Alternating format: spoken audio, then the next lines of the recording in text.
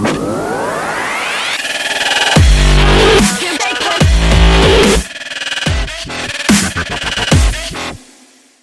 up, everybody? Welcome to SWAT MMA, where we're smoking weed and we're talking mixed martial arts. My name is Jared. I'm here with Paul. What up? We're coming to you from Las Vegas, Nevada, fight capital of the world. On today's episode, which is number 107, we are going to be talking all about the results of UFC Dillashaw versus Sandhagen. Was it a robbery? We're going to talk about the surprising BKFC 19 results. We're going to take a look ahead to Bellator 263 and the return of our Fighter on Fire segment. Before we dive into the combat sports, though, you know what time it is. Grab your weed, fire it up, and let's get into the weed of the week. Smoke weed every day.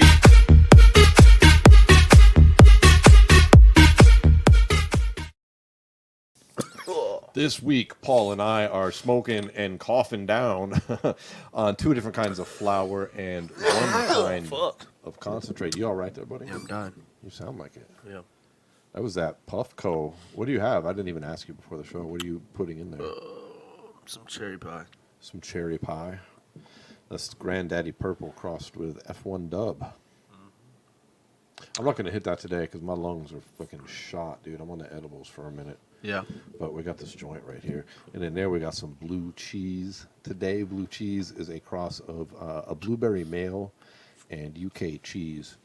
UK cheese is a skunk number 1 phenotype, known for its pungent odor. Yeah, it's like that word. honestly, I don't like the way the cheese strains smell. I think they smell disgusting. Cheese. Yeah, and not in a pleasant way. Not even in a good way. I'm like, I like cheese Smells as a like food, old mac and cheese. but yeah, I don't. If my weed smells like fucking blue cheese, I'm not really excited by that. Not really excited by that. That's just me. But on the flip side, which is weird, I really love the diesel strain. So apparently, if it stinks like diesel fuel, I'm happy. But blue Yeah. cheese, no. You're more of like a pungent smelling kind More of a pungent odor. You like that? That's a nice 6% word. of the time works every time. 6% of the time, it works every time. All right, we're going to fire up this joint of this blue cheese. Hope you are sparking up something delicious, hopefully legal wherever you're at. And Paul and I are going to get started with the weekly wrap-up.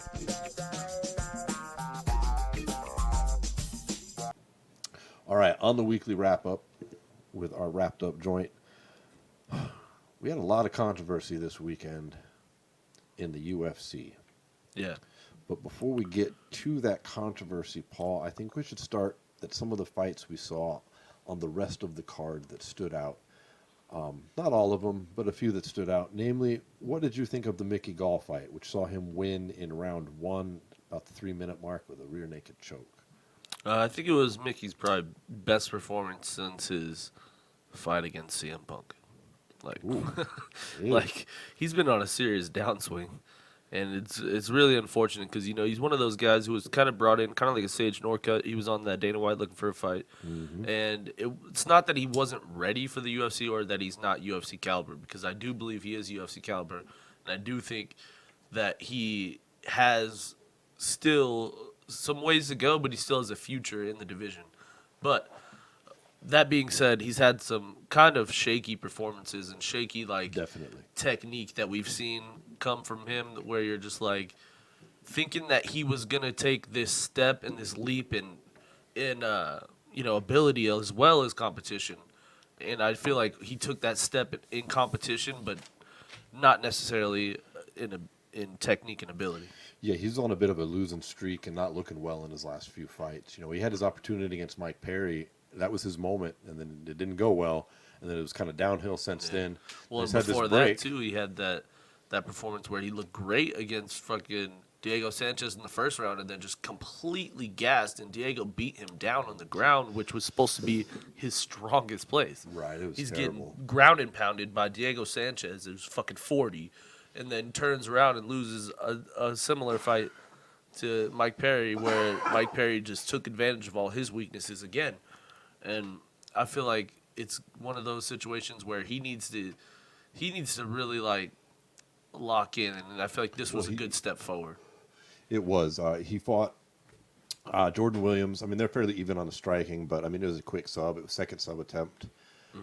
Took the back real nicely. And I thought it was exactly what he needed to do. I don't know if he would have been in danger of being cut necessarily, but I don't know. We discussed it in last week's episode. This is what he needed to do. He came out and did it, and I'm a fan of Mickey Gall, so I'm happy to see it, bro. It's I think he's a unique personality. I like the UFC with him in it, and he's on the right track again. Let's hope that he keeps it up. Yeah, I'm also forward, a fan of his, so I really hope he is able to really get back on track. How about Ian Heinz? Lost again. The kid started off so strong, and then he loses in round 2. He gets TKO'd.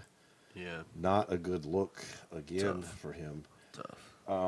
I think it's his fourth in a row. It was. I had a lot of high hopes for him when he hit the UFC, man, but he is just... I think he could be in some danger of being cut, too.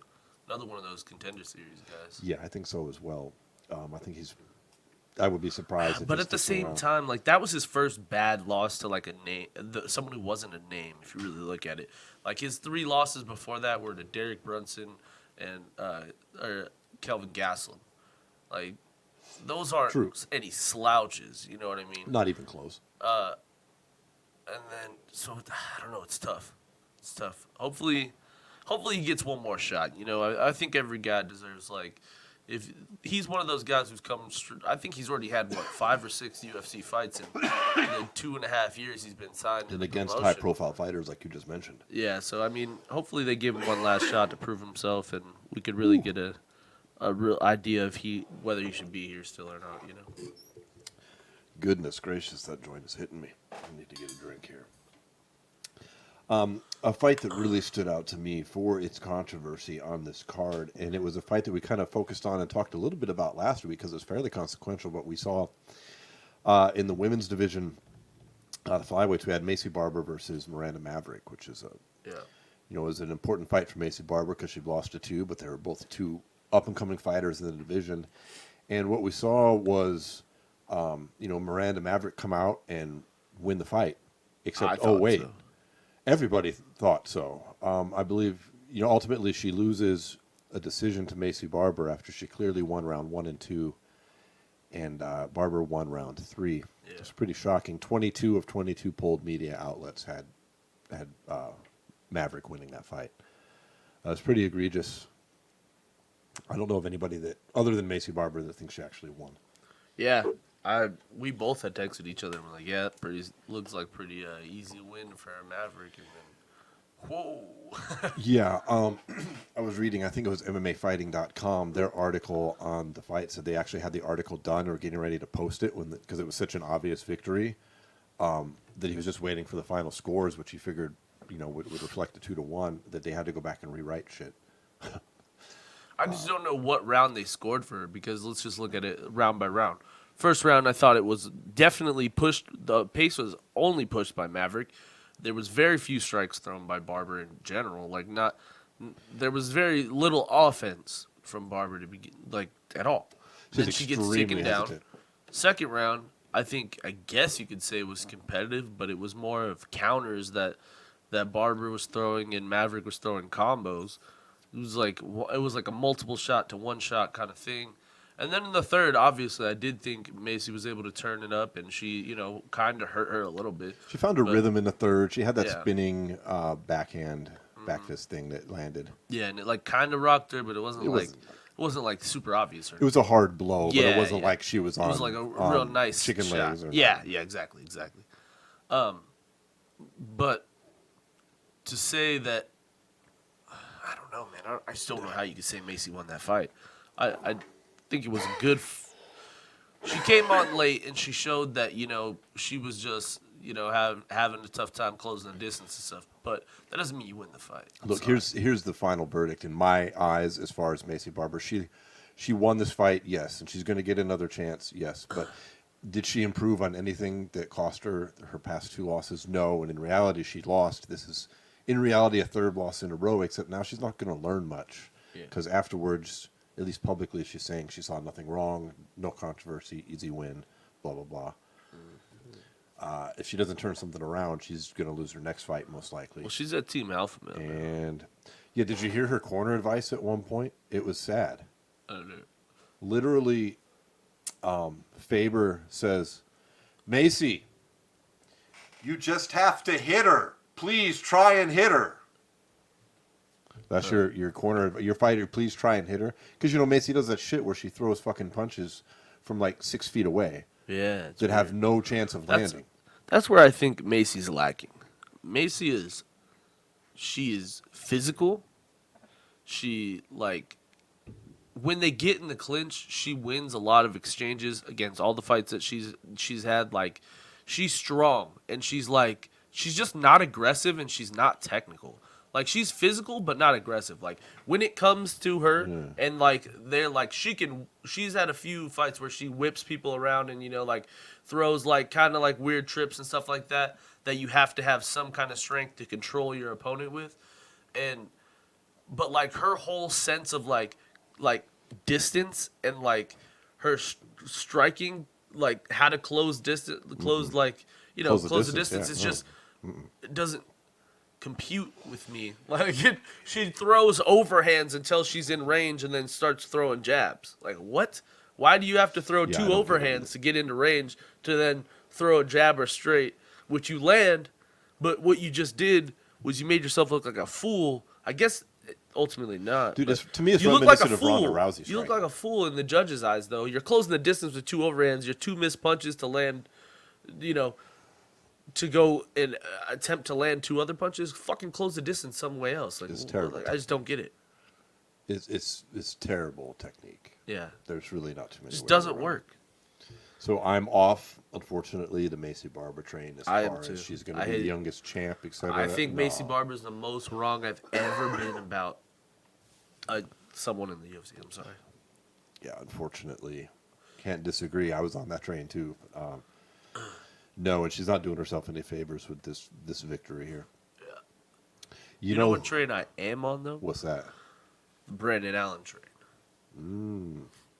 Let's talk a little bit about that Brandon Allen Puna Soriano fight. Both guys, fucking studs. Both we these saw guys. a decision win for Allen, right? Yeah. Allen ends up winning a decision win, but if you're Soriano, I feel like that was all just a case of being a little bit younger in his career than Brandon is.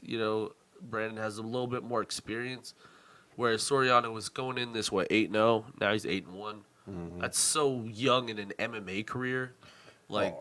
Absolutely. Where I think Allen is 14-2, 15-2 now. Mm-hmm. But yeah, two guys at middleweight that have a lot of potential. And this was a pretty damn close fight. I don't understand DC's commentary after the first round when he was talking about, or no, it was after the second round where he was like, yeah, Allen clearly won rounds 1 and 2. And I was just I don't know how you see that. There was, if anything, I thought round 1 was a fucking coin flip. Round 1 was a coin flip of all coin flips. It was a battle of attrition, It was Soriano throwing everything he had into every punch, and Allen just being really patient and, throwing his jab well and not getting too overstretched or, leaving himself open, but yet was still getting bombs landed on him, and his chin was otherworldly at some points in that fight. As far as that fight goes, I agree with everything you just said. I thought it was excellent performance by Brendan Allen. I'm excited to see what comes up with him next. But you brought up a point there that I want to detour off before we get into the next bout. Mm-hmm. Real quick. As you said, I don't know what Daniel Cormier was talking about right there. Yeah. I thought that this was an especially egregious evening for Daniel Cormier's commentary. I mean, he says a lot of stupid things. I don't know why. As an example, though, at one point, after a fight was over, Daniel Cormier said into the microphone, body language after a fight is so important for the fighters. And let's examine that statement right for a second right there. So he's implying that having a victorious body language where you're raising your hands and acting like you won the fight is important after the fight. And he said it at a time when I can't remember exact fight it was. I'd have to go back. I tweeted about it too, where one person had their hands up and the other person didn't. Yeah. And he's saying it's so important. It's just so important. So you're telling me that he's implying that the judges are looking at this and then going back and adjusting their previously recorded scoring because one guy, his body language looks so much better. Imagine that, just like 10-8. Oh, wait a second, his hands are up 10-9 the other way. Yeah. Like and no one says anything. Yeah. It just goes by, and then the average person hears that, and what are they supposed to take away when they tuned into the UFC tonight and they hear that? They're like, oh, so they judge there's some judging based on body language, Bill? Why, yes, dear. Yes, apparently. Apparently, that's the scoring. At the same time, too, when you talk about the Allen and Soriano fight, when he's talking about Allen clearly won round one in a gym where everybody can hear everyone, including the judges who are there. Right. Like, you're yelling out loud, yeah, Allen definitely won round one, 0 chance. I was like, what are you talking about? Like, I don't know. The guy, I'm going to use a term that actually I hate this term, and it occurred to me during the fight, and it's correct. He has fucking verbal diarrhea. He says whatever comes out, whatever pops into his head, he just says it. Yeah. And then it's out there, and no one else. It's Daniel Cormier, so no one wants to correct him. Manic's like, oh, okay. Well, that's the thing, too, is, like, also, I do think freaking Daniel Cormier needs to stop being put on these Apex cards. Because every time he's on the Apex cards, all he does is try to fill the airtime with no crowd. And it's like, dude, shut up. But, like, when it's a 3-man desk, when it's him, Rogan, and Anik, like, in a pay-per-view, he's a little bit more tolerable because Joe Rogan kind of takes the lead and he kind of plays off of Joe. But when you give DC the reins and you're just like, yeah, what are we going to talk about?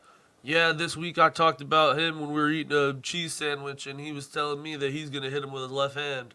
I'm like, what the fuck does that even mean, dude? Like, you know what I mean? Like, he says stupid shit like that and I'm just like, the 2-man team with him in the Apex doesn't work. Put Felder in the booth or put Cruz in the booth at the Apex. But if fucking DC is on the desk, I need Rogan next to him because Rogan keeps the reins and where DC just kind of has more sound bites rather than like long ongoing stories about fucking last week and when he used to fucking know his coach and like all this bullshit that no one cares about. Dude, it got so bad that like you know how they display the tweets on the screen, which I can't stand that to begin with, but in the middle of the fight, you know, they got the tweets that show up on the side. Yeah. And so like some tweet from fucking Khabib comes up with his opinion on who won the round, and Cormier spends, I swear to God, 30 to 40 seconds talking about what a great judge his buddy Khabib is. Well, I mean, there's action taking place. There's like a takedown, somebody's getting pummeled. And he was like, you know, Khabib has such a great eye for judging. I remember this one time, he was judging this fight in the gym. Lord. Judging the fight in the gym. It's like, oh my God. Anyways, that's... That's funny. So, anyways, we'll shift back into the rest of the card. A fight that stood out to me here was the Darren Elkins versus Derek Minair fight. You know, Elkins with his classic come from behind victory once again. Yeah. It's almost cliched. And you expect it, and he did it once again. Round 2 KO, almost the 4-minute mark.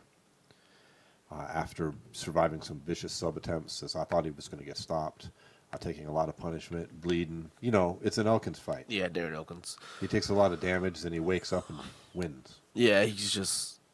You got to kill him. Another performance of the night victory for him. I do think had that not got the fight of the night, I think the freaking Allen Soriano fight should have got the fight of the night. That was between those two fights. I mean, the main event too. The main event was great. The main event was good as well, of course. Well, speaking of the main event, let's go ahead and talk about that. You ready? Yeah. Because we do wind up with some controversy in the main event. I don't think it's too much controversy, though. I think it was just a fucking situation where it was a great fight, and tons of people are going to see it one way or another. And it's not necessarily like someone got robbed or anything like that. I think it was just a high level close fight where really, you know, about at least what I've seen online is about like, 60-40 split of people who like think TJ won versus Corey. Like it was pretty. I think more people. TJ ends up winning, obviously, but I do think a little bit more people thought TJ won, obviously, but there is definitely some uproar of people that do think Corey won the fight. TJ ultimately gets a split decision nod. I scored it for TJ live when I was watching. I thought every round was competitive, though, for the most part. I wasn't too surprised by the outcome, and I wouldn't have been too mad if they had scored it the other way. I don't think it was a robbery at all, not like the Macy Barber Miranda Maverick fight, nothing like that. Nothing to that level. You know what I think it was? Just a case of two guys that were just following different game plans. I think T.J. Dillashaw was ready for he was ready for the long haul. He wanted to go all 5 rounds. He hadn't been in there in 2 years. He wanted to see if he still had it, Whereas like Corey is like, I'm so close to a title shot every time, and it just gets away from me. I need to finish TJ to really get my name into the title picture, and I think that was one thing. Is like, I think you talked about it a little bit when we were that night. You were saying that he was backing up a lot and running away. And maybe not running away, but definitely backing up. And we'll get into the stats. Like getting walked down, basically. Yeah. But my point being, I think that was also part of his game plan. Because one thing we've seen Corey do a lot is he does like a lot of, crazy explosive type moves. So I do think some of it is like backing up and resetting. But I do think a lot of it is trying to set traps for TJ to step into. And we saw, I think, probably the most flying knees ever thrown in a fight, pretty much. Like, I've never seen someone throw that many flying knees. Like, what the fuck was he doing? Like some of them were even kind of, I was like, what are you doing, Corey? Like, chill out. Like, some of them where he got the one he got taken down on, I was like, that was kind of a waste of time. Definitely. Like, you were just way too close to him to even land that. But the one he landed, I think, in the first round, after he landed that devastating one and TJ ate it, I knew I was like, man, TJ's he's still as good as he once was. His size looked good too. He looked pretty solid. Yeah. I hated his size small, at that when he went down to flyweight. I thought it was just a bad idea, but he's a little guy though. If you really look at the division. They're being the bantamweights. Yeah, but let's look at the numbers here. As far as total strikes, Sandhagen 171, Dillashaw 168. Significant, it was 128. Sandhagen 110. Dillashaw takedowns. This stat's a little misleading. You had 0 of 1 on Sandhagen's part, and then they credit Dillashaw 2 of 19, which is accurate when it comes to the technical definition of a takedown. But there was a lot of takedown attempts where Dillashaw was able to use that to get the back, spin around behind him, get him down. It was a lot of scrambling going on. Lots of scrambling, but he clearly got control from the takedown attempt. It just didn't qualify as a takedown. But it wasn't as if Sandhagen was stuffing 17 takedown attempts. Yeah, he was losing the position due to the attempt. Yeah, is my point.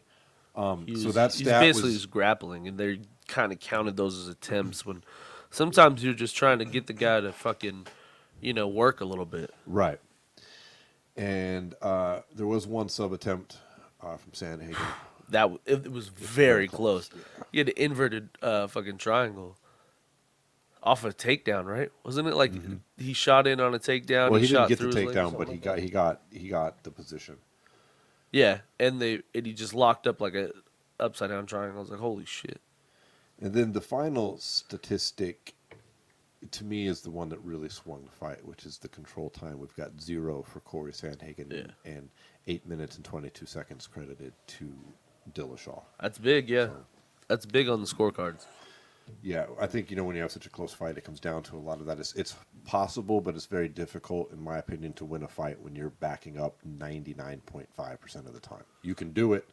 We've seen, Anderson Silva's done that in some fights, but that's tough. The only issue I take with that is he outstruck him in significant strikes when he was still getting gained on at the same time. He was still landing more shots, whether it be forward or back.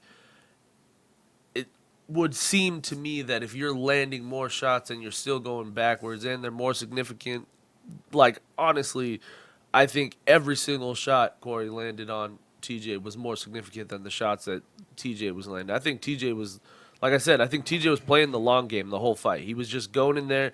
TJ always fights like this though. Like he's light on that front foot and he freaking just goes to work. You know, he puts a pace on you that he was going to go out and try to break you. And I think that he wasn't really breaking Corey, and Corey was throwing every shot trying to put him to bed. And I feel like that when you're talking about advancing and, you know, going back and forth, I do think the amount of punches you're landing does come into effect. It does.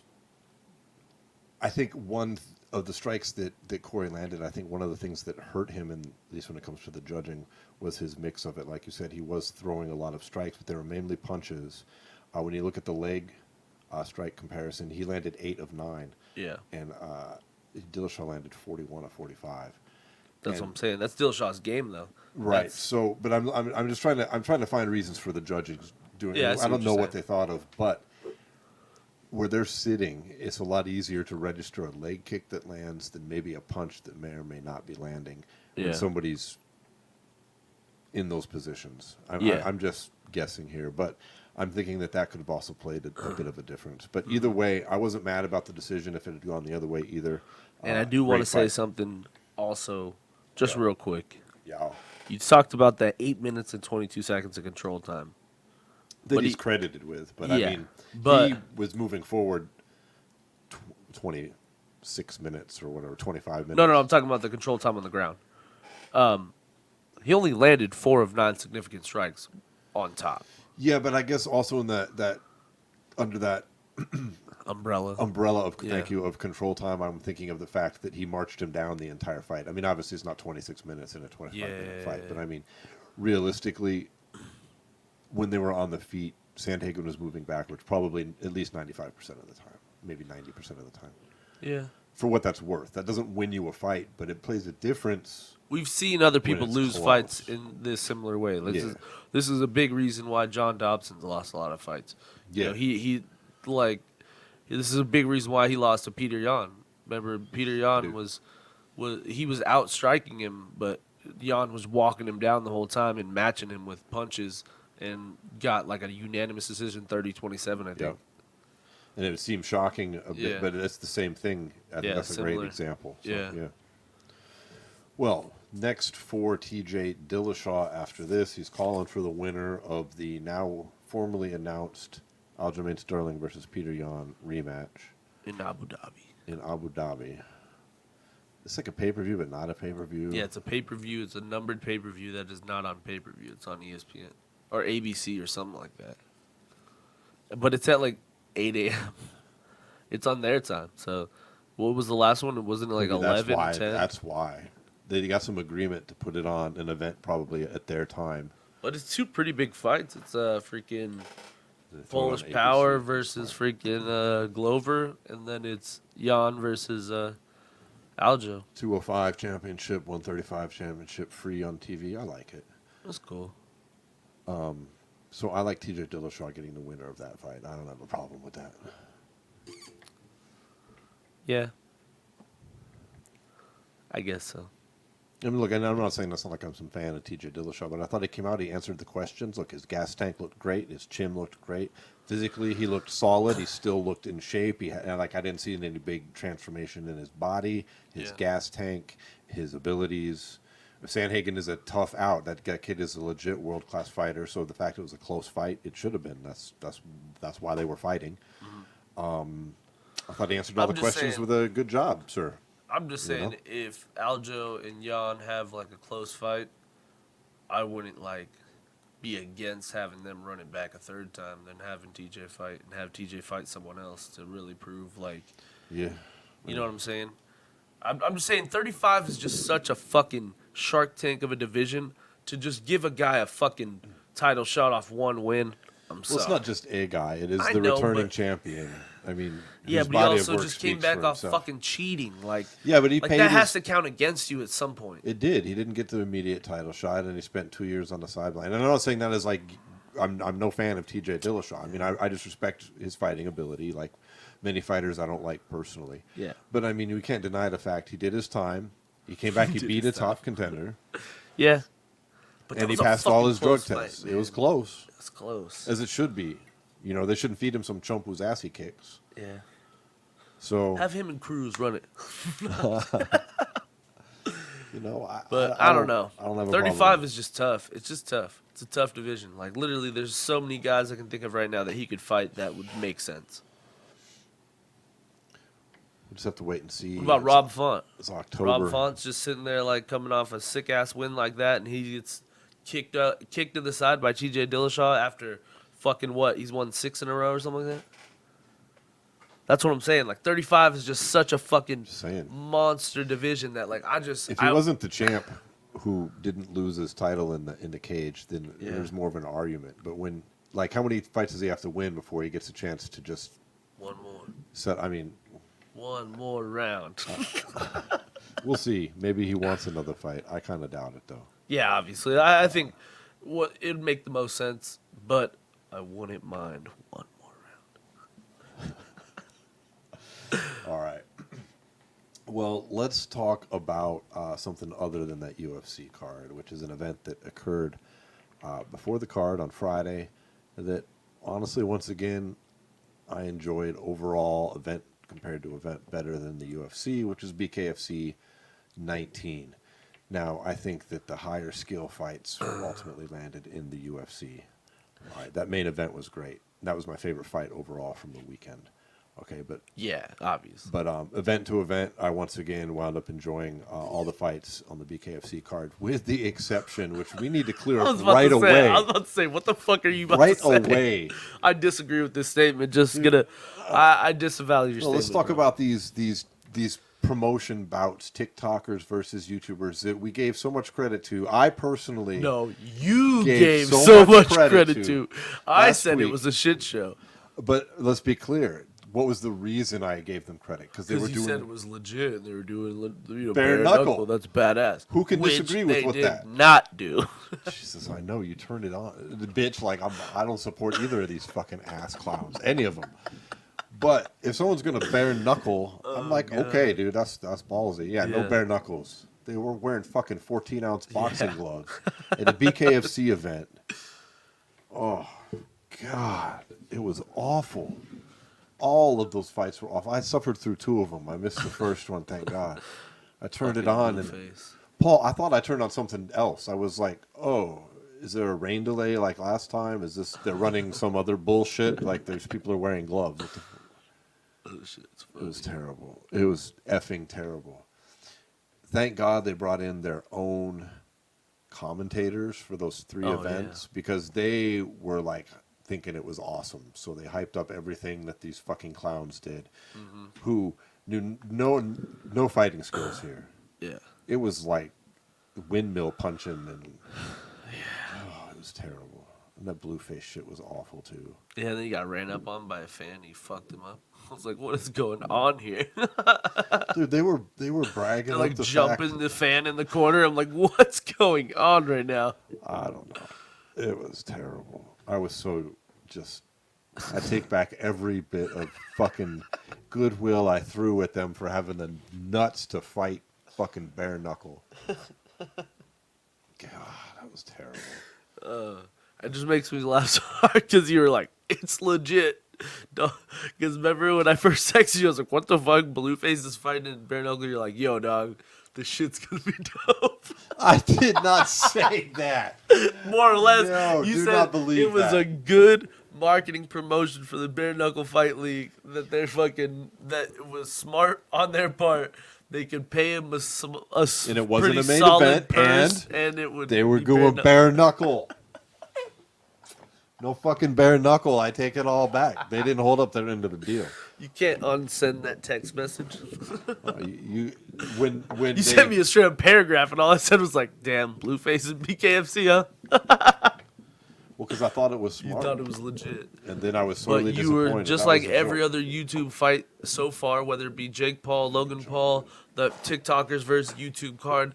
It fucking took your money for no fucking reason, and it was a letdown. Just like all of them. a joke. There's not a single fucking one of these YouTuber fucking fights that I've watched, and I'd be like, wow, that was worth it. No, it was so bad. They literally had to bring in their own commentary team because Chris Lytle and the other guy, there'd be nothing for them to say. It was terrible punching. There was no redeeming qualities from a fight skill perspective whatsoever. Like none. So that was a joke. Please don't do that ever again, David Feldman. Please, for the love of God, I hope your numbers didn't warrant that. But let's talk about some of the more consequential fights. Like we had Britain Hart coming back. We discussed last episode how she was low on the card when the fighter that she beat, Paige VanZant, was headlining, which was kind of amusing. But she fights Jenny Savage, and it was just an ass kicking. I mean, it wound up being a TKO, 38 seconds of round 2, and it wasn't close. That was not even competitive. I was really surprised. I thought that Jenny Savage had a bit more savagery in her than that. Well, she's all on her high horse. She just got married, too. Britain Hart? Yeah, to fucking Joey Beltran. I know, heavyweight champ over there. I don't know why I would know that was a thing, but I didn't know that was a thing. So I was Come on, Jared, you're not up on your shit, bro. Yeah, the love life of the BKFC fighters. I need to get caught up. Is there a show? Or... Probably. No, congratulations to them, though. That's cool. But she did well, I thought. I don't know what else to say. She whooped that girl's ass. Yeah. The heavyweight showdown in the co-main event, I thought was a great fight. Arnold Adams versus Mike Terrell. Yeah. Which wound up seeing former champ Adams get the big win with the KO at 38 seconds in round 2. So now I think that kind of sets up a rematch for him and Beltran. I think so. And that's great. I think the only way we don't see that is Frank Mir busting his way in, but... Which I could also see happening very easily. Yes, I'm expecting to hear something come on that tip, announcement. I'm surprised they hadn't asked Feldman after the fight about it. I was surprised, too, because when Mir had his boxing debut... He was all over the headlines. Yeah, and Mir even got respect on a lot of the boxing websites that I read because he boxed well. He did well enough for a guy who's not a boxer. He didn't embarrass himself. He showed he had some skills and could hang. And I thought he showed that he would do very well in BKFC. That's what I took from it. I was like, yeah, you should I just also think that his size is something that a lot of those BKFC heavyweights will have a hard time dealing with. Real hard time. Like for real. Like he's so much bigger than Joey Beltran. Beltran, for those listening, he's like 6'2", about 235, and he's not a muscly. He's not even 235. His last fight, he was like 217 or something like that. Yeah, he's low. Mir's 275. Yeah. And he cut weight to make these. He was cutting weight to hit 265. Yeah. And he's not out of shape. He's well proportioned. Yeah. And not fat. He's just a fucking brick house. He's thick as fuck. Like he's so, like his body is so thick. Yeah. It's ridiculous. And he gets a lot of power. I think he can muscle in on these guys. Because a lot of that shit, they start right at the line like that. He doesn't have to worry about takedowns. He doesn't have to worry about any jiu-jitsu shit, right? Yeah. He can muscle them up against the sides of that fucking That clinch, I feel like, will be a big help for like someone like him. Because he was really good with that clinch in the UFC. Yeah. So he's going to get somebody up against the side on those weird ropes they have over there in that clinch and just start uppercutting the living shit out of them. And how many of those can you take from a man that big? Not very many. I mean, he shifts his weight a little bit, and that's like 300 pounds of fucking added weight pressure coming in. Yeah. It's pretty ridiculous. So, but if we don't see that, like we said, I think Arnold Adams definitely gets the next shot at the heavyweight championship. And that'll be an exciting fight either way around. However they go with that in BKFC, that's awesome. Yeah. I know BKFC 20 was announced. I don't remember who's headlining it. Oh, wait, no, I do. It's Blueface versus who? Yeah, no, because Dat Win left BKFC. Yeah. His title is vacant, so they are doing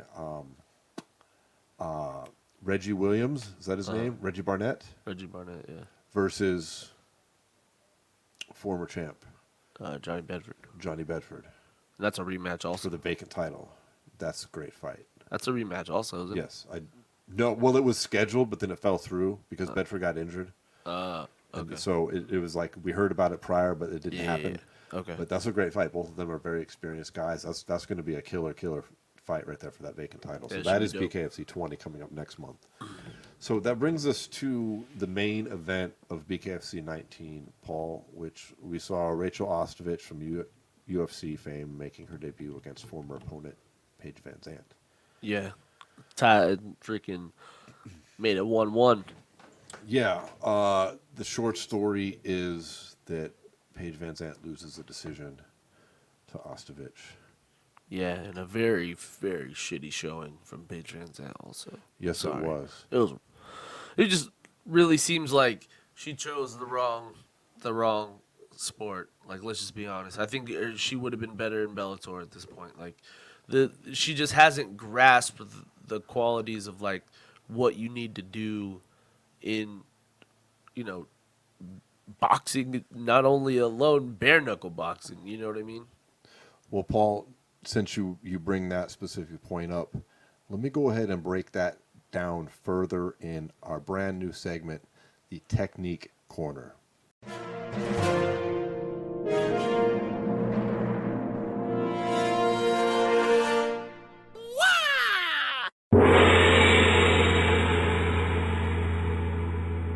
Now, when Paige is on the outside, she's got her high guard up. Sometimes she's shifted over to the side like this, and sometimes she's coming in straight forward. She has decent movement on the outside, but it's movement like this.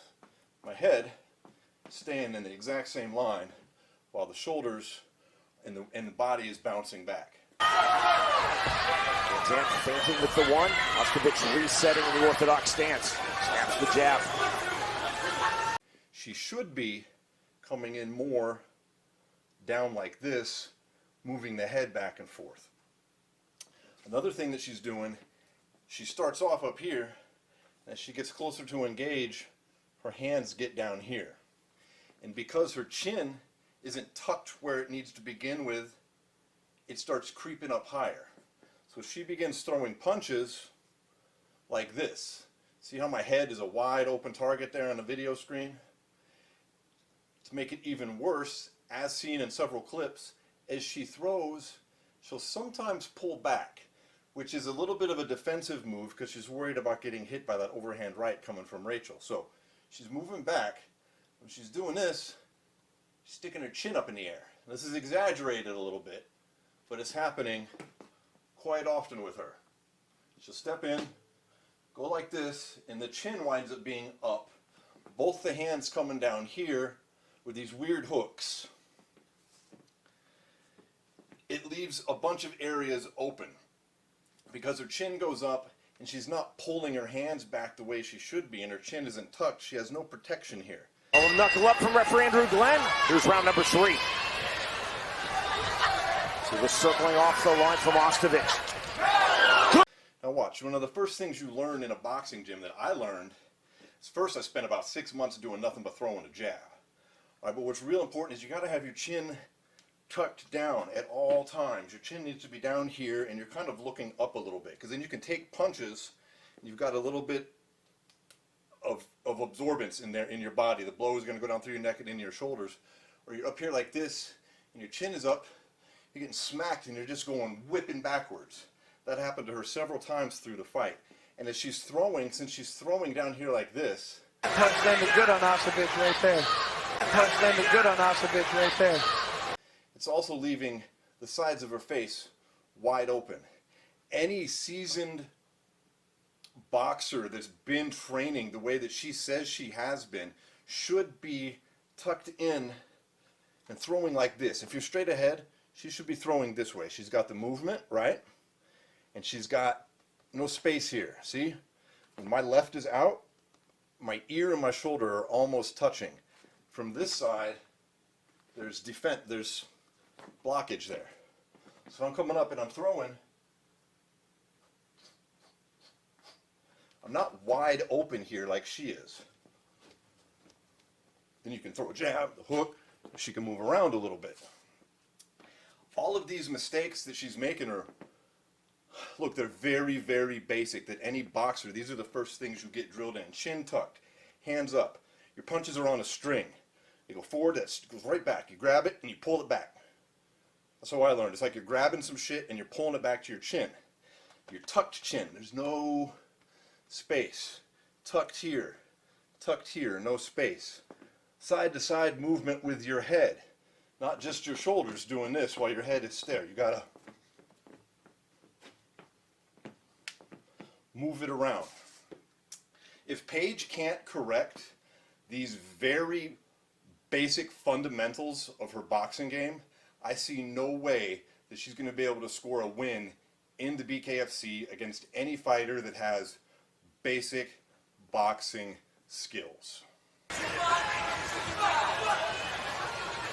for the level changes. Wow. Big shot now to the inside left hand right. Now, it could be a disconnect between what's happening in the gym and what's happening when she gets into the ring, but I have a hard time believing that because Paige is a very experienced fighter at this point. She's been under brighter lights in the UFC than she is in BKFC.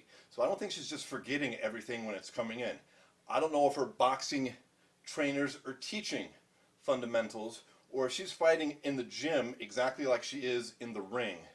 But either way, if she doesn't fix these items, she doesn't learn to keep this chin tucked under pressure, if she can't keep the shoulders rolling and up close against the ear when she's punching, and if she does not learn to stop with this, there's just no way that she's going to see success in this, and she might want to make a switch back to the Bellator cage, perhaps PFL, where striking, where the fundamentals of striking like this are not going to be so important. Because when you're in the BKFC or in a boxing ring, you're going to be focused on this triangle spot right here. Okay, so you can have all of your energy focused right here for the movement, so you can twitch and fire. Obviously, in mixed martial arts, you don't have this triangle. She can keep her guard lower like this because she's got to be worried about takedowns. She's got to be worried about leg strikes. Doesn't fix these fundamentals. I don't see any success for Paige.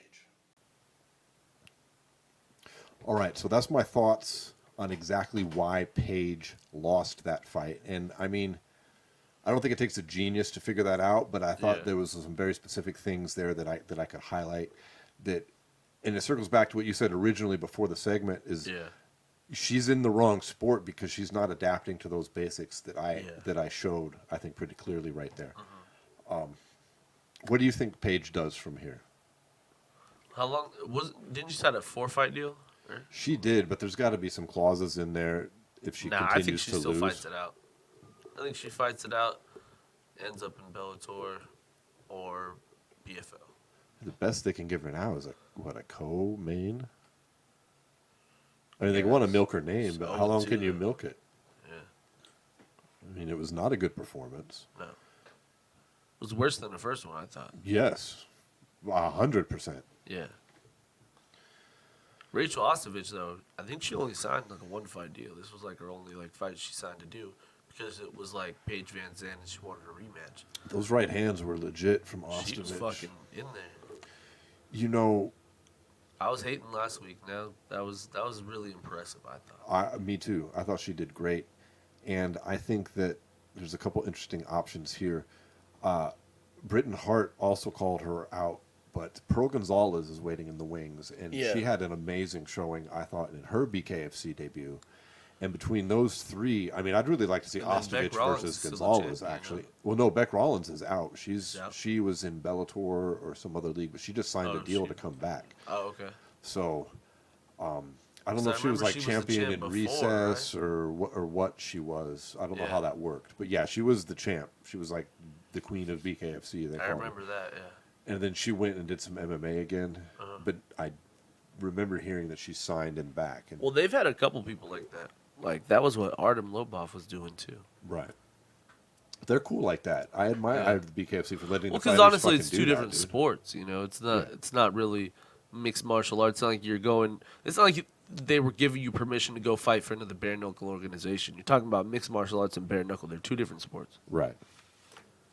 So, I'd like to see that fight: Ostovich versus Gonzalez, or Britton Hart versus Gonzalez, Or And- Ostovich versus Britton Hart. yeah, or Ostovich, Britton Hart as well. But that's the thing. Is Ostovich going to stick around? Is this like her new home now, or was that a one-off? From what she said afterwards, it sounds like she's planning on sticking around, which I'm hopeful for. I thought she looked great, and she did much better than I had anticipated. I thought it Yeah. would be Paige showing so much more improvement, Yeah, I did not too. not what we got. Yeah, Rachel looked good. I,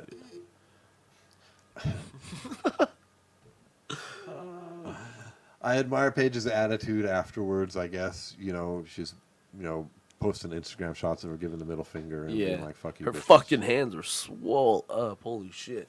Yeah. I was like, goddamn. For not landing any punches. It's just I hate to just get so repetitive. It's just when the flaws Yeah. are on such a base level that if she can't correct that by now, it's not going to, and you can't win in the BKFC with that flaw. Well, and that's the thing. Like, let's just be honest too. That a big part of her UFC career wasn't like her dynamic striking. No, I mean her win against Ostovich was a submission, wasn't it? Submission, yeah. So I don't know. It's be interesting to see how they play it out from here. I mean, BKFC is going to want to milk as much as left of her fame as possible. Well, as here's the far thing, as though. that. Do you want to do that if you're the BKFC? Because what you also could do is give her an out and hope she takes the out, and then you don't lose any money off of her, and you don't. You know what I'm saying? Yeah, I'm Because sure they're paying her a pretty penny for these fights, and Sure. for her to put these kind of performances on, it can't be can't be very good in Fieldman's eyes. Exactly, bro. The complete lack of evolution that she showed has got to be worrisome to Feldman, and that, like you just said, that fat paycheck that she's getting. So Yeah. we'll see. And where does she go? Bellator, maybe? Bellator, PFL? PFL. I think PFL would make more sense than I think it Bellator. would too. Do they have a tournament for her size division in PFL though? I don't know, not but they sure. switch shit up every season in PFL, so who knows? We'll see. But I think that ends the weekly wrap up. And that brings us to a returning segment for the second edition of our Fighter on Fire.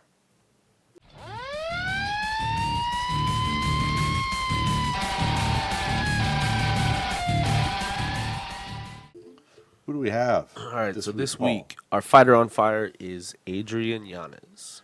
Adrian Yanez, who we just saw this past weekend. Fight Correct? Randy Costa, and he comes out with a performance of the night bonus once again for his third time in his 3-fight UFC career.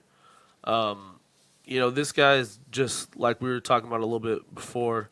He's just another shark in a giant tank of 135ers that are just like. There's just so many good fights for him. There's so many good fights for so many different guys, and I do think that he has now announced himself as one of the guys at 135 that people got to watch out for. You're 100% correct. It's an amazing debut for a fighter to come into the UFC with 3 straight TKOs, 3 straight performance bonuses in such a shark tank. But what's even more impressive is this is basically a pattern of how he does his career. Yeah. I mean, when he was an amateur, he went 6-0, and he had 4 straight TKOs to start his amateur career. Right? And then he turns pro, and he had TKOs. Okay, his only losses have come by 1 unanimous decision and 2 split decisions. Yeah. Very, very impressive. He spent time both in Bellator and the UFC.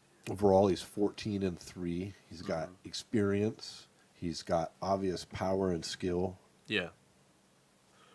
And I think he also showed that he's got a hell of a chin and he's got some grit. Over the weekend, he had probably the biggest turnaround I've seen in a fight. He starts the fight kind of slow, and gets peppered with the jab for a whole round, and then comes out the set. Never really flustered him though. Like he was getting peppered up and he was getting but we never really saw him fold whatsoever or like show any like like sense that he was going down. Like his chin stayed tough. He stayed in the pocket.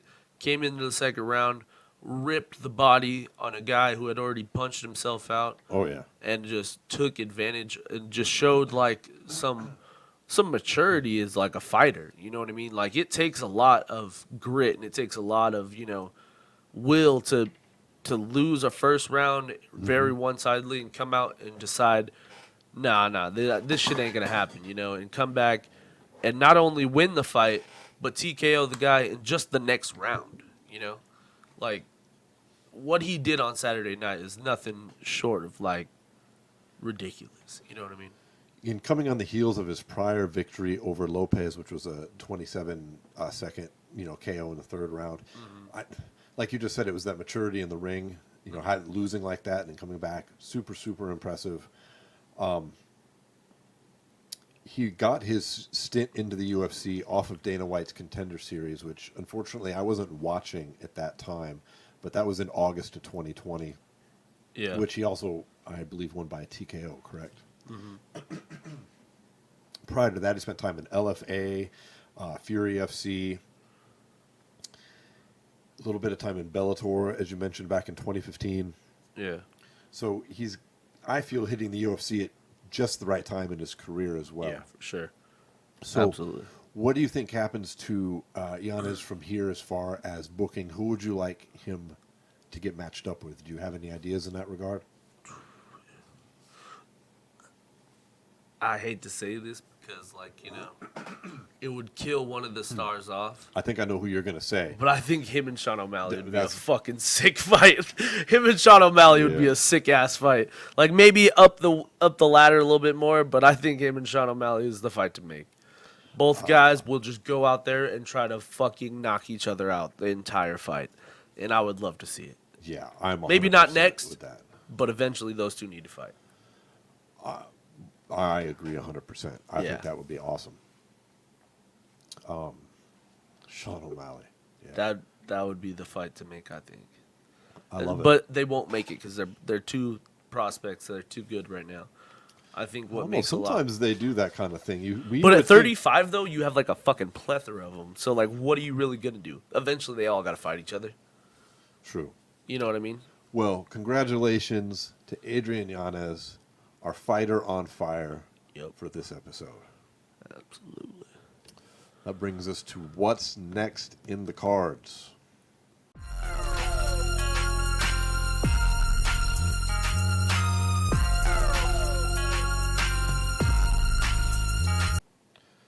There's a UFC event next weekend, Paul. Are you excited about it? No. There is a Bellator event upcoming. Are you excited about Very that excited about that one. one? Yes, sir. Bellator 263, and we've got UFC Fight Night Strickland versus Hall, which is the main event. 185-pound contest. Sean Strickland, Uriah Hall. Let's actually talk about that one, because you know why? That's it. There's nothing else to talk about on that card. Yeah. So Sean Strickland at 185 has been making statements. I like this kid. He talks a lot of shit. It'll be interesting to see what he says to Uriah Hall, because it's in the Apex. We're going to be able to hear it. He's known for talking in the fight. Yeah. He's tough. Uriah Hall is so hit or miss, right? Yeah, but Uriah Hall has had some great performances as of late. And I do think Uriah Hall has, like, really had kind of a late career resurgence lately.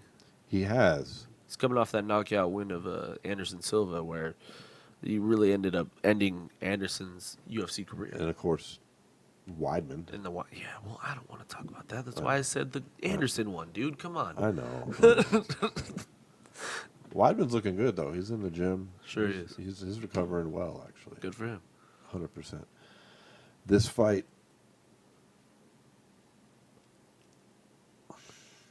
I don't know. I got no faith in Uriah Hall. I think Strickland's going to beat him.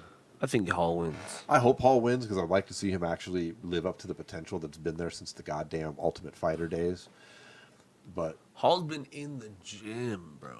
You think he's he's- been working hard. I'm telling you, there's like a whole like momentum shift in his career since COVID, which sounds weird because what ended up happening was, remember, he had that fight scheduled against Yoel that fell out like 3 fucking times. Yeah.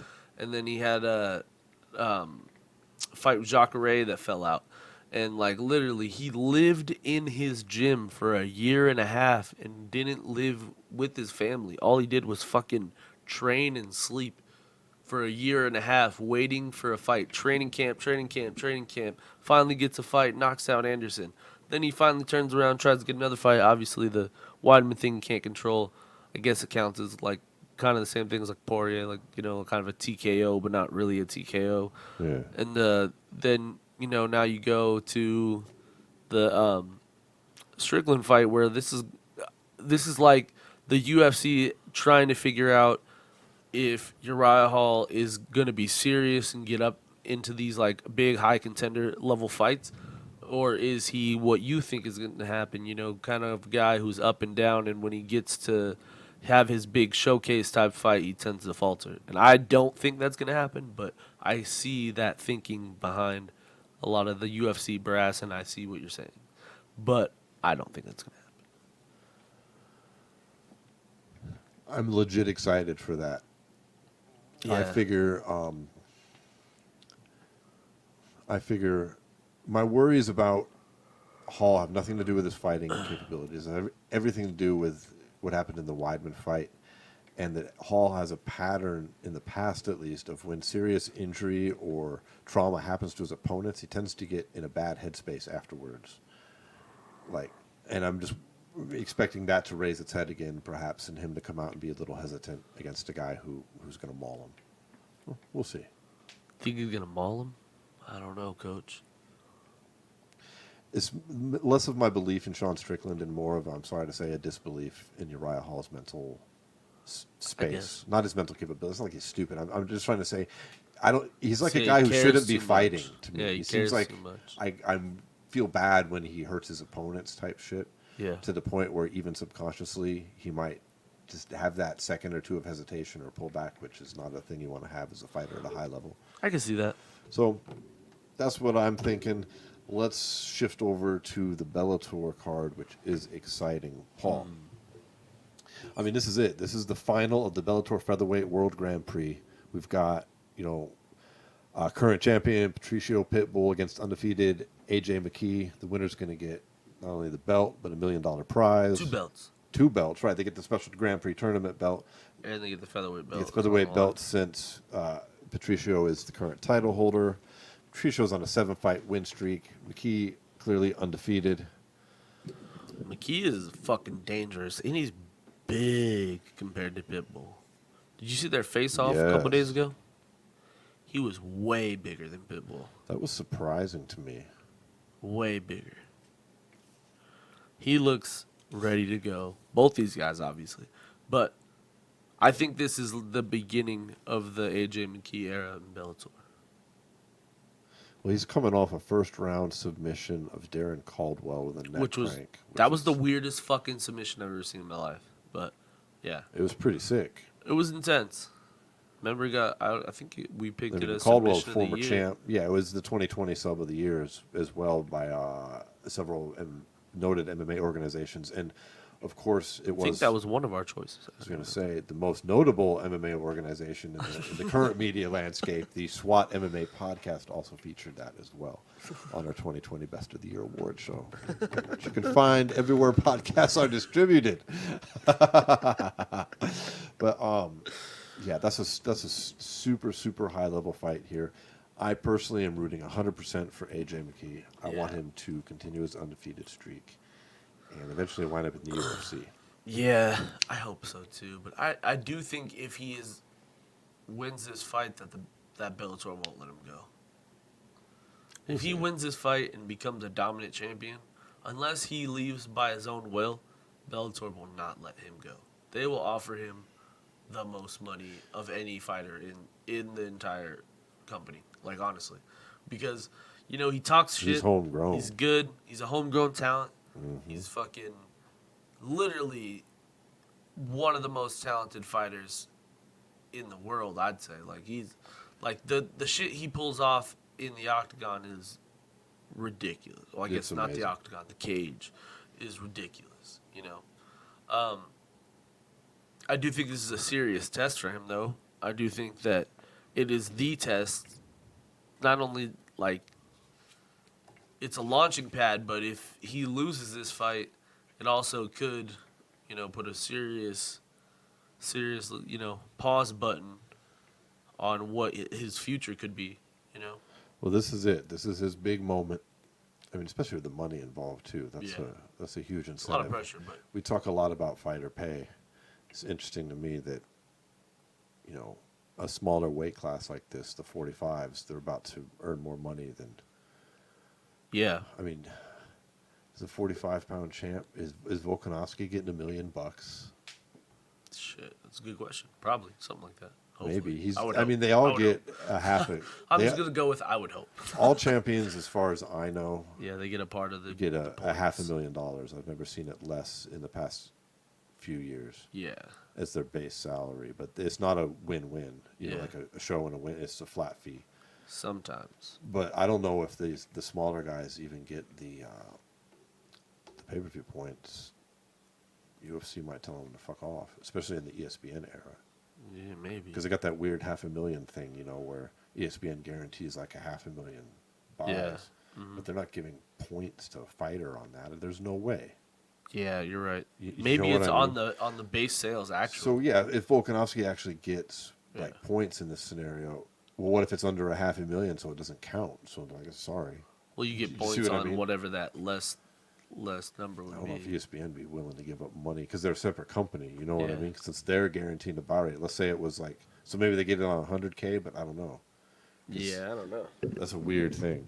We'll never know unless it comes out in this lawsuit. But for real, Like how you sprinkled that in.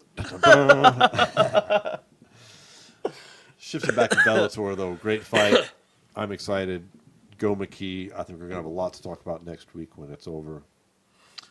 Yeah, I'm looking forward to that. Rest of the card is decent overall as well. Nothing really stands out to me outside of on the excitement level of that main event, though. We do have Usman Nurmagomedov, who is, of course, one of Khabib's relatives, fighting on this card as well. Yep. And a few Brett others. Primus. Former champion Brett Primus. Manuel Sanchez. Manuel Sanchez is fighting. A lot of former champs up there. Yeah, it'll be an exciting night in Bellator. I think it's going to definitely be where the action is at this upcoming weekend. Yeah. Out in LA. I think it's at the. Yeah. If it's at the Forum on the 31st. I think it's one of the last ones that's going to be there. Speaking of what's in the That shit's getting cards, blown up, the Forum is getting Yeah. blown up. Yeah. Getting a new stadium built over it. By the Wow. fucking Clippers owner. I did not know that. Wow. Well, Sad. be a good night of fights, though. That ends the show for this week, my friend. If you're brand new to our show, you can find episodes wherever you get your podcasts, from Amazon to Spotify to Google, everything in between. We got video that we stick up on YouTube if you like watching a couple guys talk and smoke herb at the same time. We put all that information plus a whole lot more in one handy location. Paul, where's it at? SWAT.com, where you can head over there, click the gear button, buy a t-shirt, and support your podcast, and see you later. Later. Peace.